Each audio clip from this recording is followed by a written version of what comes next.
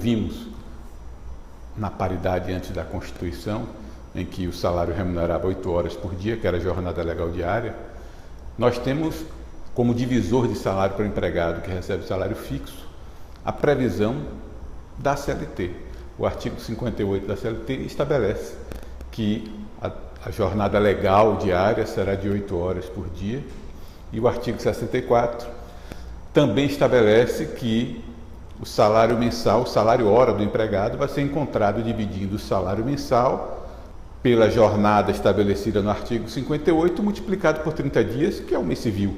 Então nós tínhamos, nesse período anterior à Constituição, essa paridade, como eu já falei, e se a jornada legal era de 8 horas, vezes 30 dias, 240 horas era o divisor do empregado salário fixo.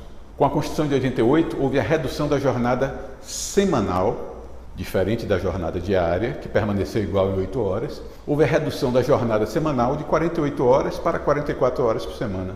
Até então, e até esse momento, necessariamente não implicaria na alteração do divisor de salário. O salário continuava a remunerar 8 horas por dia, o salário continuava a remunerar 30 dias, que era o mês civil, independente de ser fevereiro ou ser agosto, meses com 28 ou com 31 dias, o salário estaria remunerando 30 dias. Então, não havia até então razão para que alterasse o divisor de salário.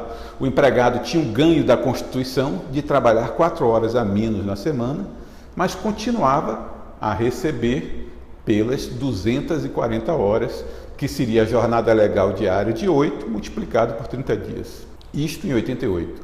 Em 91, houve uma edição de uma medida provisória, que até então editava-se a variação do salário mínimo, e que estabeleceu-se o valor do salário mínimo e constou da medida que o salário hora mínimo seria o valor correspondente ao mensal dividido por 220 horas. Fizeram, na edição dessa medida provisória, uma proporção entre a jornada semanal e o divisor de salário. Bem, proporcionalizaram que o divisor de 240 horas estava para 48 horas por semana, assim como, com a jornada semanal reduzida de 44, o divisor passaria para 220 horas. Então, passou-se, a partir desse ano, 91, a se considerar o salário mínimo como remunerando 220 horas. Veja, isso é importante para assuntos que vamos ver lá na frente. Não deveria ter havido essa redução de jornada, não deveria ter havido essa redução do divisor, já que a jornada diária é que estava diretamente ligada ao divisor de salário e a jornada diária não foi alterada, continuava sendo de 8 horas. Com isso, criou-se alguns problemas que veremos um pouco mais adiante, quando formos falar de repouso remunerado. Mas, enfim, o divisor de salário, que era 240 horas para o empregado fixo, depois da Constituição de 88, passou a ser de 220 horas.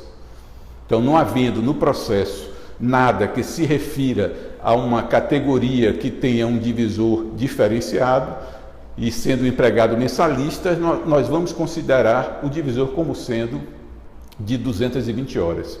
Uma outra categoria que tem um divisor diferenciado é o bancário, que não tem gratificação de função.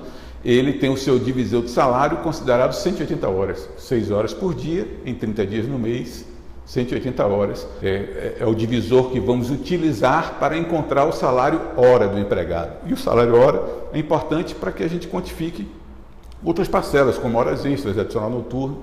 Nós temos que partir sempre do início, a base do cálculo, que vai ser a remuneração, dividindo pelo divisor para encontrarmos o salário hora. Então temos aí o empregado com salário fixo, divisor de 220 horas, o empregado bancário, divisor de 180 horas, e temos também o empregado comissionista. Esse empregado comissionista considera-se para o empregado comissionista um divisor variável. Para o empregado comissionista, tem previsão da súmula 340 do TST, que estabelece que todas as horas do comissionista foram pagas quando do pagamento da comissão. Então o divisor do empregado comissionista é variável.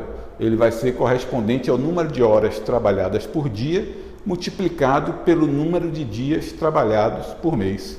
Então, nós vamos ter mensalmente, a depender da jornada do empregado, se não for uma jornada fixa, divisores variáveis para aquele empregado comissionista. Sendo ele remuneração mista, salário fixo e comissão, ele vai ter o divisor de 220 horas para o salário fixo e o divisor variável para o valor da comissão. Esses são os 3 divisores mais utilizados.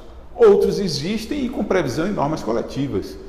E cada caso vai ser um caso específico, divisor de 210 horas, divisor de 192 horas, normalmente utilizado para vigilantes. Hoje nós temos eletricitários que já tem convenção coletiva que prevê o divisor de 200 horas. Cada caso a gente vai analisar qual é o divisor a ser aplicado.